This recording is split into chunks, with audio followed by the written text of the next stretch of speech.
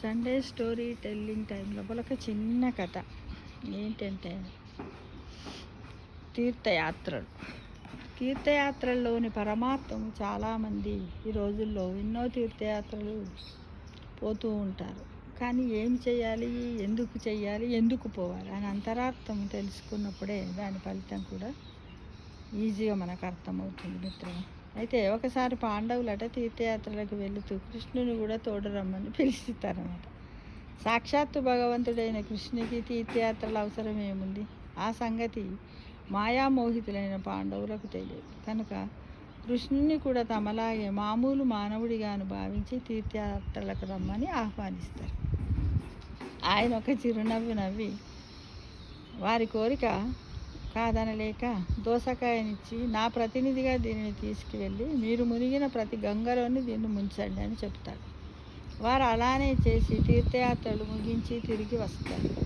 అప్పుడు ఏర్పాటు చేసిన విందులు అదే దోసకాయతో వంటకం చేయించి వారికి వడ్డింపజేస్తాడు శ్రీకృష్ణుడు. ఆ వంటకం పరమ చేదుగా ఉంటుంది. అదేంటి బావా, ఇది చేదు దోసకాయ, కటిక విషంలా ఉంది, ఇలాంటి వంటకం చేయించావేమిటి అని అడుగుతారు పాండవులందరూ. పాండవులకు శ్రీకృష్ణుడు బావ అవుతాడు. దానికి శ్రీకృష్ణుడు నవ్వి, బావ ఎన్ని గంగలలో మునిగినా ఈ దోసకాయ చేదు పోలేదు చూసావా అంటాడు. అంటే ఎన్ని తీర్థయాత్రలు చేసినా మనిషిలో మౌలికంగా ఎలాంటి మార్పు రాదని కృష్ణుడు ఈ సంఘటన ద్వారా వారికి సూచించారు. అంటే ఆధ్యాత్మిక జీవితంలో ఇది అత్యున్నతమైన సత్యం. మనిషి ప్రయాణము బయటకు కాదు, లోపలకు జరగాలి. యాత్ర అనేది బయటకు కాదు, అంతరంగిక యాత్రను మనిషి చెయ్యాలి. ప్రపంచమంతా మనిషి తిరిగిన చివరకు ఆధ్యాత్మికంగా ఏమి సాధించలేడు. అదే తనలోనికి తాను ప్రయాణం చేస్తే ఉన్న గదిలో నుంచి కదలకుండా జ్ఞానాన్ని పొందవచ్చు. పాతకాలపు మహర్షులు దేశాలు పట్టుకొని ఎప్పుడూ తిరగలేదు. ఒక చోట స్థిరంగా కూర్చొని తపస్సు చేశారు, జ్ఞాన సిద్ధిని పొందారు. ఇది మనము అందరం గ్రహించాల్సినటువంటి నిత్య సత్యం మిత్రమా. నేను యాత్ర పోలేదని అన్ని రకాలంటే డబ్బున్న వాళ్ళు పోతారు, పేదవాళ్ళు పోలేదని బాధపడకూడదు.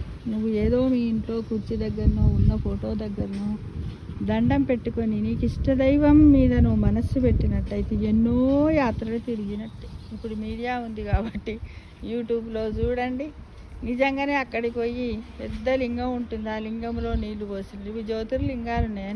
12 జ్యోతిర్లింగాలకు మనం పోలేము.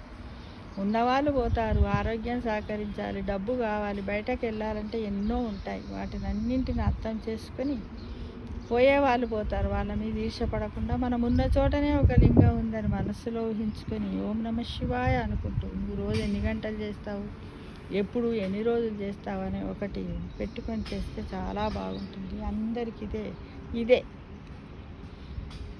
అంతఃకరణ శుద్ధి జరుగుతుంది. మనం ఏంటిదంటే అంతఃకరణంగానే మనం ఆధ్యాత్మికంగా ప్రయాణం చేసినటువంటి జ్ఞానాన్ని పొందుతాము. ఈ విషయాన్ని మర్చిపోవద్దు మిత్రమా. ఈ రోజు నుంచే మొదలు పెడదామా? తప్పకుండా. సమస్త లోకా సుఖినో భవంతు.